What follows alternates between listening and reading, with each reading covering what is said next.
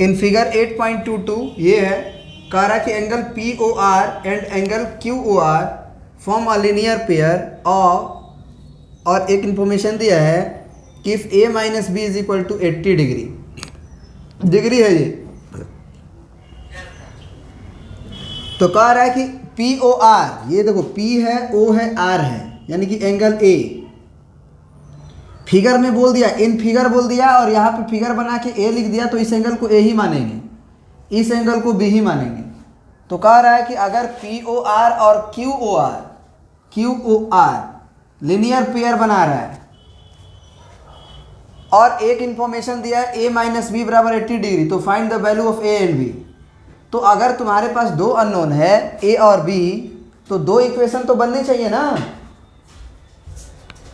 बोलो। दो अननोन ए और बी, दो वैल्यू निकालना है, दो अननोन है तो दो इक्वेशन बनने चाहिए। तो एक इक्वेशन तो तुम बोलोगे ना कि angle A plus angle B जो होंगे वो 180 डिग्री होंगे बाई लीनियर पेयर या फ्रॉम लीनियर पेयर, और एक हमको a माइनस बी बराबर 80 डिग्री गिवन दिया हुआ है, ये तो गिवन दिया हुआ है। अब दो अननोन है और दो इक्वेशन है, सॉल्व करना है। तो हम पहला जो ये जो इक्वेशन है ये इसको 1 मान लेंगे और दूसरे इक्वेशन से हम a का वैल्यू निकाल देंगे in the terms of b। तो माइनस बी उधर जाएगा तो क्या बन जाएगा, b प्लस में और 80 डिग्री b प्लस में, तो a का वैल्यू b प्लस 80 डिग्री आया। नाउ अब इक्वेशन 1 में हम इस a का वैल्यू रख देंगे। इक्वेशन 1 क्या है, a प्लस बी बराबर 180 डिग्री। तो a के जगह पे हमें क्या लिखना चाहिए, अब पहले से प्लस b है वो रहेगा, बराबर है रहेगा, 180 है वो रहेगा, तो b और b दो गो बीबी कि एक ही बीबी। चलो b 2b का वैल्यू हो गया 100, तो b का वैल्यू 50 डिग्री। अब जरा बताओ कि a का वैल्यू हम यहाँ से निकाल सकते हैं, a is equal to B plus 80 degree एक इक्वेशन में दिखाई दे रहा है, किसी में 1 में रखो, 2 में रखो, 3 में रखो, a का वैल्यू वही आएगा जो एक बार आ चुका है। तो ये b का वैल्यू 50 और प्लस 80 कितना हुआ, 8 5 13। तो a का वैल्यू 130 डिग्री है और b का वैल्यू 50 डिग्री है। देखो 130 और 50 जोड़ेंगे तो 180 हो जाएगा। 130 डिग्री यहाँ रख दे और b के जगह पे 50 डिग्री रख दे तो पूरा 180 होगा। आना भी चाहिए ना, a प्लस बी 180 आना भी चाहिए, तो आ तो रहा है। चलो अब आते हैं क्वेश्चन नंबर तुम्हारा 5 पे। 5 क्या बोल रहा है, देखो नेक्स्ट क्वेश्चन क्या बोल रहा है कि इन फिगर 8.24 ये फिगर है, OP is bisect the angle BOC and OQ is bisect the AOC।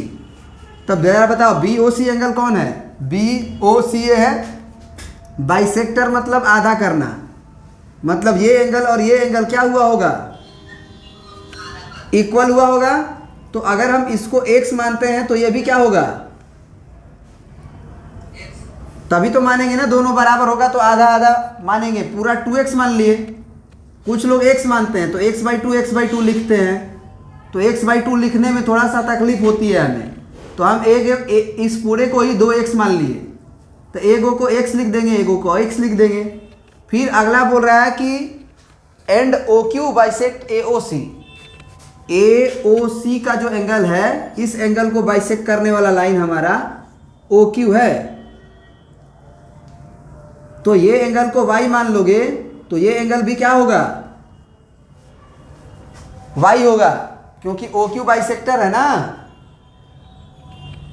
बोलो अब देखो जो प्रूफ करना है, हमको प्रूफ करना है कि POQ 90 डिग्री होगा, मतलब ये है P, ये है O, ये है Q, तब POQ को 90 डिग्री प्रूफ करना है हमें। करते हैं प्रूफ। क्या लिखेंगे हम क्या लिखेंगे, कि मतलब ए ओ बी इज अलाइन, लिखेंगे ना? तो y प्लस x क्या हो जाएगा? तो y और y मिलके 2y और x मिलके 2x। तो y प्लस x अगर दो कॉमन लेंगे तो ये होगा कि नहीं? तो y प्लस एक्स का वैल्यू 180/2 होगा। इसका मतलब x प्लस वाई का वैल्यू कितना आ गया? 90 डिग्री। अब जरा देखो x और y को, क्या ये POQ नहीं होगा? POQ में देखो क्या आ रहा है, ये P है, ये O है और ये Q है। तो POQ में ये y और ये x आ रहा है कि नहीं आ रहा है? बोलो।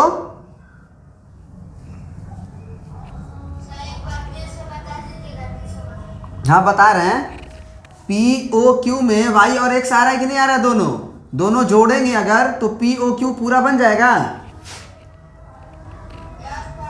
तो इस दोनों के जगह पे हम लिख सकते हैं angle POQ is equal to 90 degree. अब तुम बोलोगे कि समझ में नहीं है सर, एक बार और समझा दीजिए। ठीक है, देखो हमने आधा क्वेश्चन फिगर में ही सॉल्व कर दिया है। कैसे? आप कहोगे कैसे आपने आधा सॉल्व कर दिया? इन्होंने एक वर्ड यूज किया था कि OP जो है वो बाइसेक्ट कर रहा है BOC को। तो BOC को जब बाइसेक्ट कर रहा था तो हमने पहले ही मान लिया कि ये x है तो ये x है। तो हमको ये हाफ नहीं लिखना पड़ा कि ये ऊपर वाला एंगल हाफ ऑफ पूरा होगा। उससे हमको फ़ायदा हो गया कि हमने पहले ही 2x अपने मन में मान लिया, x ले लिया। फिर इन्होंने बोला था कि OQ जो था वो AOC मतलब ये पूरा एंगल का बाइसेक्टर है, इस पूरे एंगल का बाइसेक्टर है OQ। तो OQ अगर बाइसेक्टर है तो ये और ये एंगल बराबर होना चाहिए। तो इसको y माने तो इसको भी y मान लिए। ठीक है। अब हमने बोला कि AOB एक लाइन है, तो AOB अगर एक लाइन है तो y x जोड़ेंगे तो 180 होगा। तो y 2y x 2x 180 दो कॉमन लिए, y प्लस x बराबर 180, दो को RHS में भेजे 180/2 बराबर 90। अब x प्लस वाई को हम फिगर में जाके ध्यान से देखें क्या वो POQ है? तो जवाब मिला हाँ, क्योंकि POQ जो ये एंगल है POQ, उसमें ये वाला x और ये वाला y को जोड़ दे तो POQ मिल जाएगा। हेंस POQ बराबर 90 डिग्री। फ्रॉम फिगर लिख सकते हो, फ्रॉम फिगर।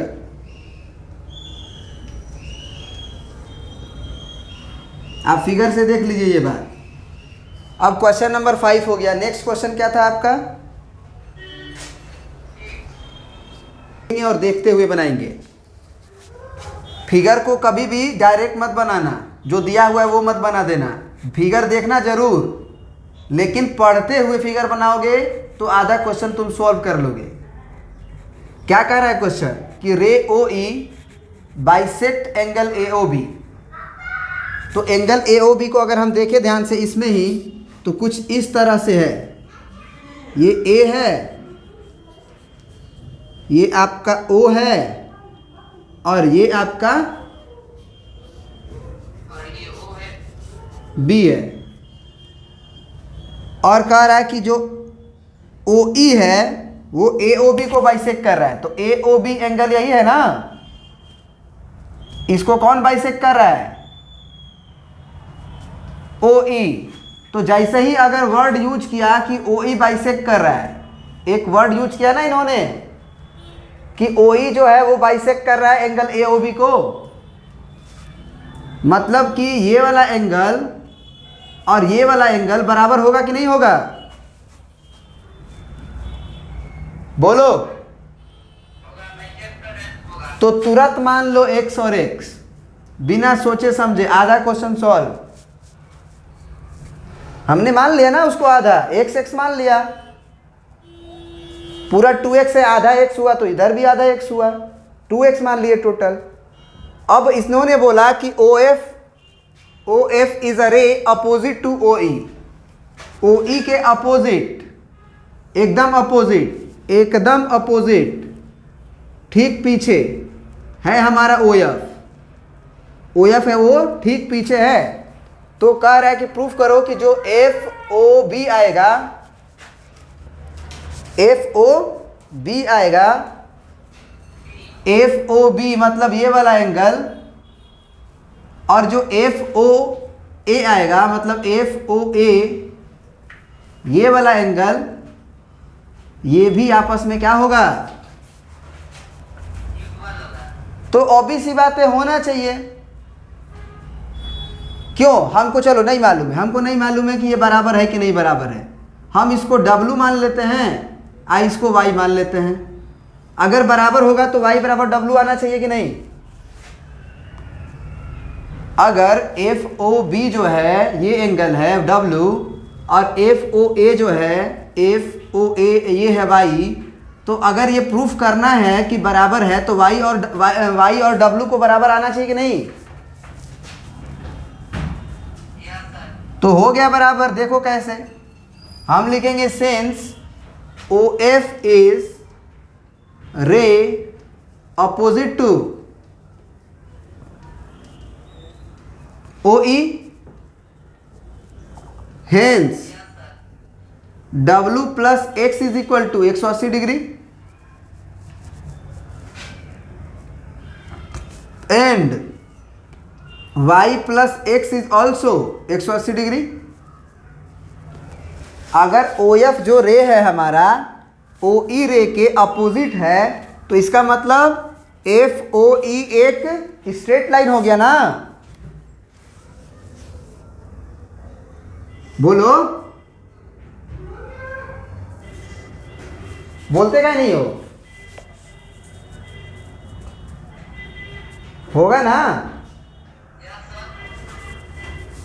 तो दोनों का अगर RHS बराबर है तो हम कह सकते हैं ना कि from 1 and 2 LHS is also equal. अगर RHS इक्वल है तो LHS बराबर होगा, मतलब W प्लस एक्स का वैल्यू Y प्लस एक्स के बराबर होगा।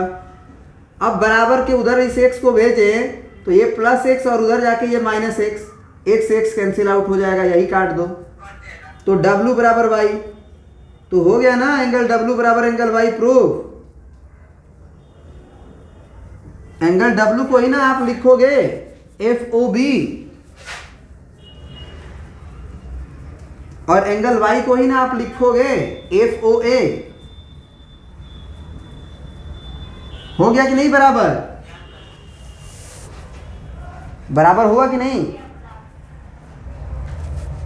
चलो प्रिंट कर लीजिए इसको आप।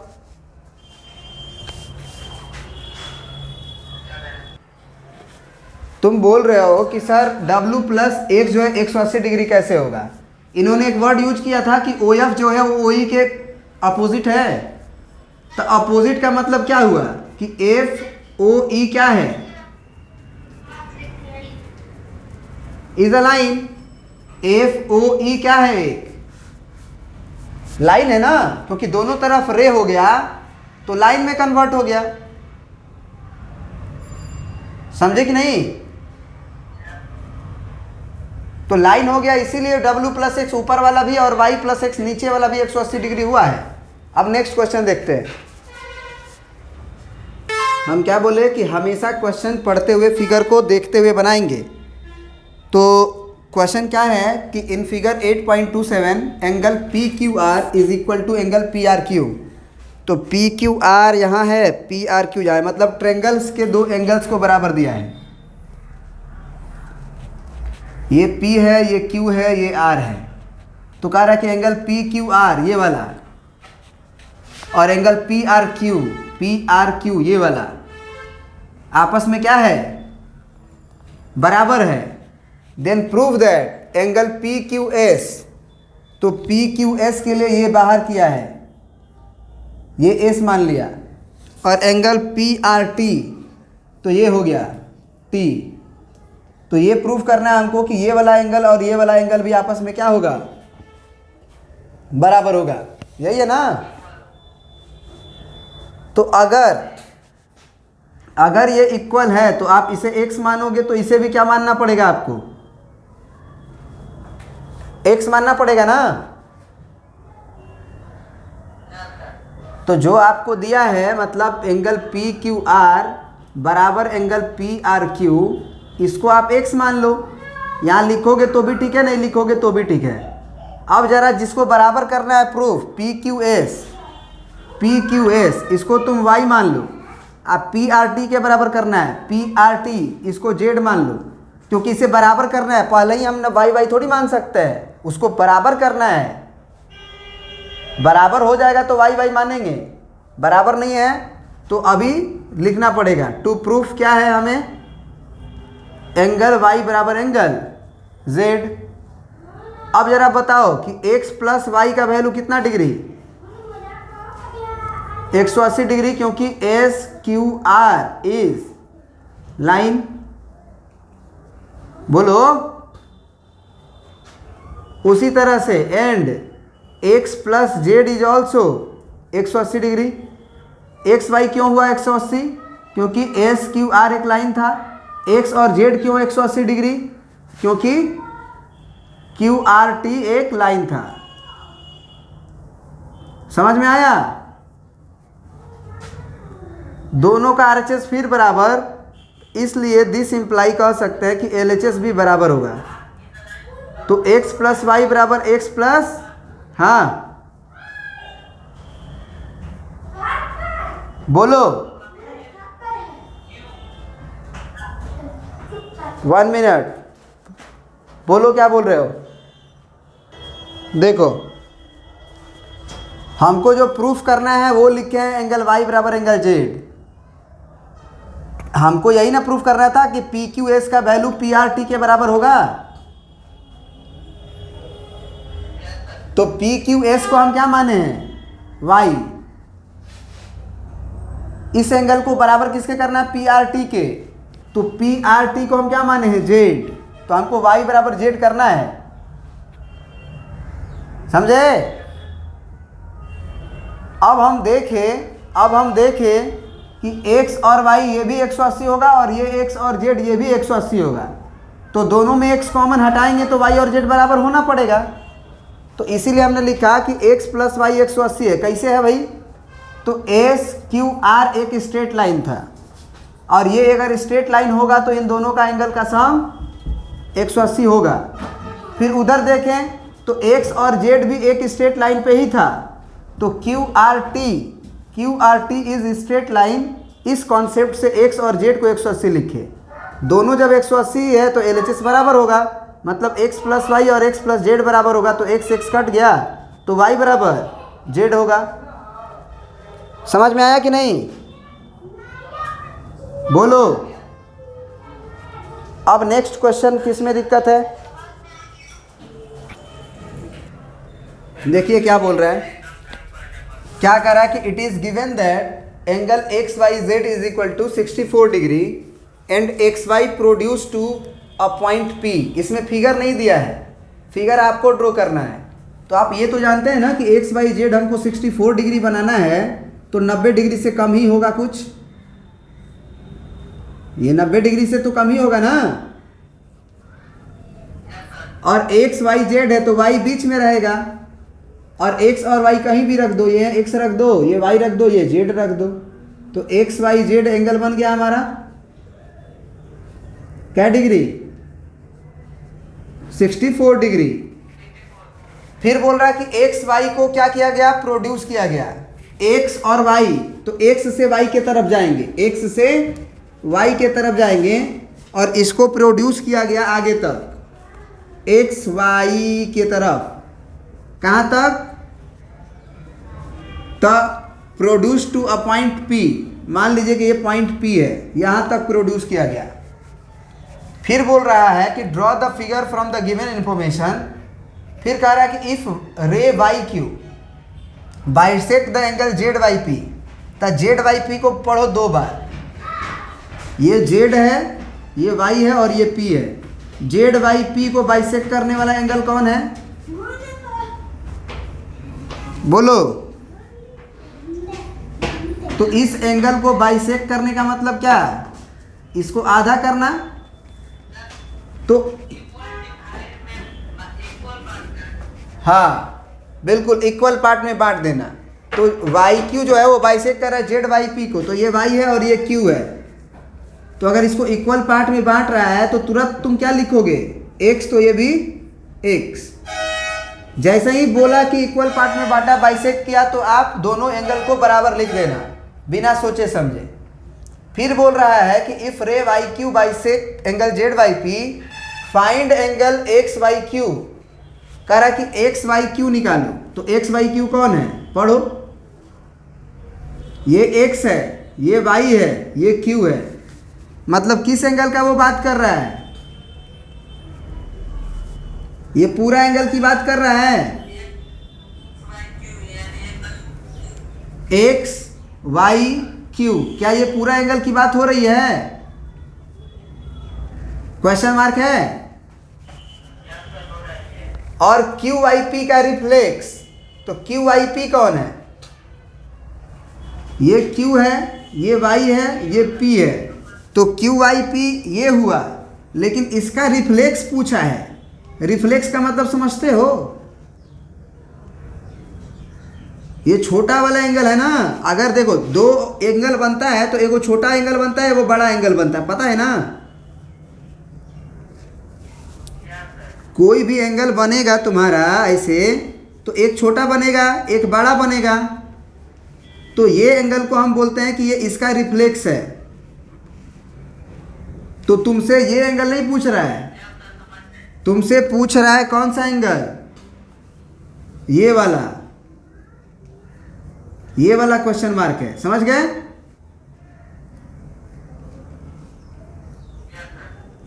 तो पहले एक काम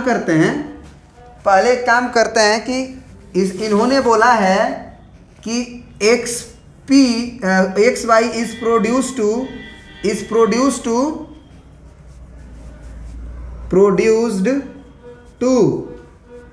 P, that this imply XYP is a straight line ना। अगर XY को ही प्रोड्यूस किया गया P तक, तो XYP एक स्ट्रेट लाइन है। तो अगर ये एक स्ट्रेट लाइन है तो 64 degree plus x degree plus x degree को जोड़ा जाएगा तो 180 डिग्री होगा कि नहीं? अरे भैया ये 64 डिग्री था ना तुम्हारा इतना, उसमें ये x जोड़े, फिर x जोड़े, उसमें ये 64 में ये x जोड़े, फिर x जोड़े, तो पूरा लाइन पे कवर हो गया ना एंगल। तो 64 डिग्री और प्लस 2x बराबर 180 डिग्री। 64 को उधर भेजो तो 2 ऑफ x बराबर क्या हो जाएगा? 180 डिग्री और माइनस 64 डिग्री। 10 में से 4 गया 6 और 7 में से 6 गया 1 और 1, 116 डिग्री होगा। तो x बराबर 116/2, तो 2 5 10 और 2 8 16। x का वैल्यू हो गया 58 डिग्री। लेकिन उन्होंने x का वैल्यू नहीं पूछा है, उन्होंने जो पूछा है वो क्वेश्चन मार्क है। उन्होंने बोला एंगल एक्स वाई क्यू बताइए। तो जरा बताओ कि angle X Y Q is equal to हम क्या लिखेंगे? एक्स है, वाई है, क्यू है। ये आपका क्या था? वाई था, याद रखिएगा, ये था आपका वाई। तो एक्स ये है, वाई ये है और क्यू ये है। तो क्या एक्स वाई क्यू का वैल्यू आप बता सकते हैं कितना होगा? 64 डिग्री और प्लस x डिग्री होगा।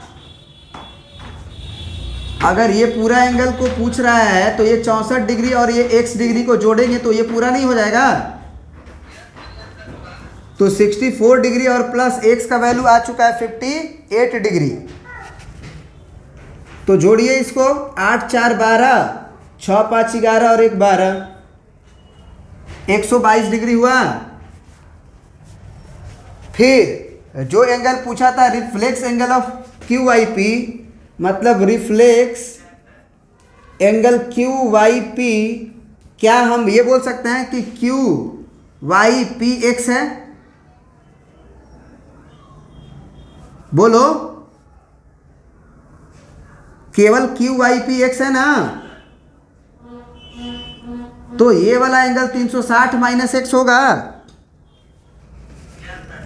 360 डिग्री और माइनस एक्स। तो एक्स का वैल्यू कितना है? 58 डिग्री। तो 360 में से आप 58 घटा लो, 10 में से 8 गया 2 और 5 में से 5 गया 0 और ये हो गया 3, यानी कि 302 डिग्री। समझ में आया कि नहीं आया? रिफ्लेक्स कभी भी बोलेगा तो 360 डिग्री में से छोटे वाले एंगल को आप घटा दीजिएगा, ठीक है? कितना टाइम हुआ?